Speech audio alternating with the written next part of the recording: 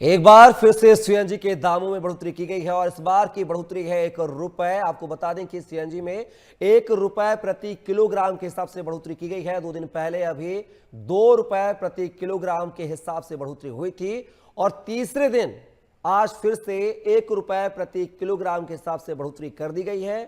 तो इन 2 से 3 दिनों में बात किया है तो 3 रुपए प्रति किलोग्राम के हिसाब से सीएनजी महंगा हुआ है और आज से जो है इस बढ़े हुए कीमत जो है आज से प्रभावी हो गई। और इसी खबर पर ज्यादा जानकारी के साथ दिल्ली से हमारे सहयोगी प्रॉक्स चौधरी हमारे साथ जुड़ रहे हैं।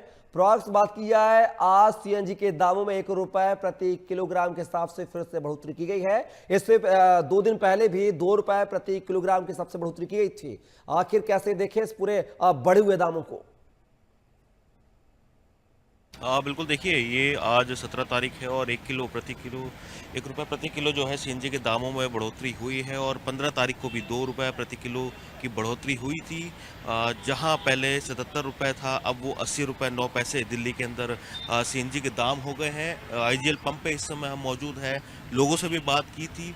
उन्होंने भी कहा कि सीधा सीधा जेबों पर इसका असर पड़ेगा और मजबूरन उनको दामों में बढ़ोतरी करनी पड़ेगी, क्योंकि अगर ऐसे ही दाम लगातार बढ़ते रहे तो उनकी जेब पर इसका असर पड़ेगा। और यही कारण है कि ये दाम जो बढ़े हैं लोगों की जो मंथली वैसा जो सैलरी आती उस पर सीधा असर डाल रहा है, क्योंकि वैश्विक संकट का असर जो है वैश्विक ऊर्जा पर पड़ा है। और यही कारण है कि पहले 15 तारीख को तेल के दामों में बढ़ोतरी हुई थी और तेल के दामों के बाद अब सीएनजी के 1 रुपये प्रति किलो दोबारा से दाम बढ़ाए गए हैं और सीधा सीधा इसका असर ऑटो ड्राइवर्स, कैब ड्राइवर्स और जितने बिजनेस के लिए जो ट्रांसपोर्ट यूज होता है उन पर पड़ने वाला है। तो कहीं ना कहीं इनकी भी लंबे समय से यही डिमांड है कपिल के इनके किराए में भी बढ़ोतरी की जा सके, ताकि जो असर इनकी जेबों पर पड़ रहा है वो थोड़ा कम हो सके। यही कारण है कि लगातार मांग भी कर रहे हैं, यूनियंस की तरफ से मांग की जा रही है।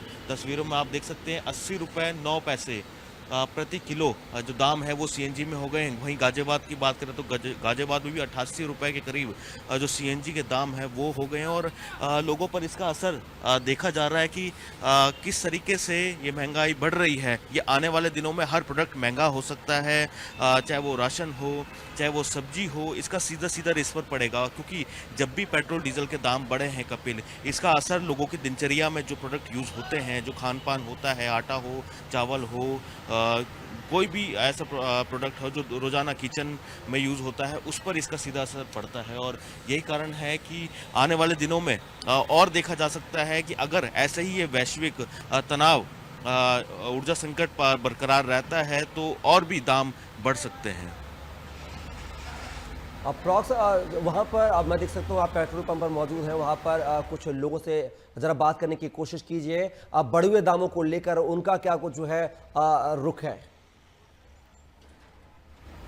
बिल्कुल, देखिए हम इस समय सीएनजी पंप पे मौजूद भी हैं और लोग भी यहाँ पर है जो सीएनजी भरवाने के लिए आए हैं। उनसे भी पूछेंगे। सर, ये जो 1 रुपये सीएनजी के दाम आज दोबारा बढ़े हैं, कैसे देखते हैं इसको? सर क्या बोल सकते हैं, ठीक है, वो बढ़ना ही है, महंगाई तो हो ही रही है, तो उसके अकॉर्डिंग तो सीएनजी फिर महंगाई हो गई, पेट्रोल बंद हो रहा है। क्योंकि 15 तारीख को पेट्रोल के दाम बढ़े थे, फिर 2 रुपये भी उस दिन बढ़े थे, आज टोटल 2-3 दिन के अंदर 3 रुपये बढ़ गई है सीएनजी। तो असर पड़ेगा जेब पर इसका? तो असर तो पड़ेगा ही, अब क्या कह सकते हैं, तो डलवाना भी ज़रूरी है। डलवाना भी ज़रूरी है।